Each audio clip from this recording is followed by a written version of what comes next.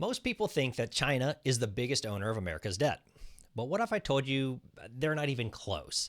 This week on Friday's Focus, we're going to break down who really owns the $36 trillion in U.S. debt and what it means for you.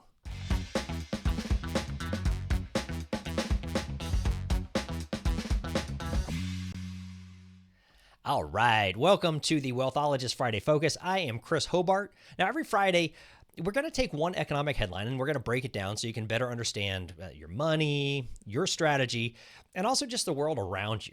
Now, today, we're going to talk about America's debt. Why? Well, it's big and we hear a lot about it. It's up to $36 trillion. Yes, that is trillion with a T. But here's what most people don't realize.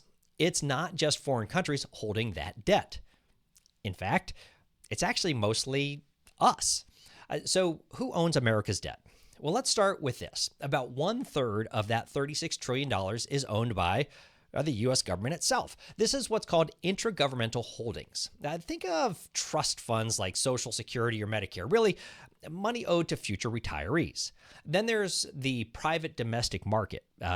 Think of like U.S. banks and mutual funds, maybe pension plans or insurance companies. They hold over 40% of the debt. So if you've got a retirement plan with treasury bonds in it, guess what? You are holding a slice of that pie. Now, finally, we come to the foreign countries, and they hold about 24% of our debt.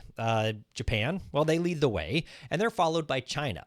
But I got to tell you, absolutely nowhere near the majority holders, which is kind of interesting, a little bit different than what we've heard oftentimes. Now, even more so, smaller countries and institutions outside the top 10 added over $350 billion last year alone. The base of international buyers is growing a lot wider, not just deeper. So, what does this all mean? Well, here's why it matters. If the U.S. owes most of its debt to itself and to domestic investors, that's a very different risk profile than if we were really relying heavily on foreign creditors. It also means changes in interest rates and inflation really could ripple back into your investments, especially those tied to bonds and fixed income strategies. So if you're planning for retirement or reevaluating your portfolio, understanding how public debt influences the economy gives you a clearer map for navigating long-term growth and risk. Now, we use insights like this to guide our decisions, not just based upon today's headlines, but also how it could affect your strategy tomorrow. So let me ask you, before today, who did you think held most of our national debt?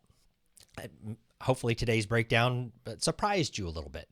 Tell me in the comments below or email your thoughts to heyhobart@hobartwealth.com, as I always love hearing your take.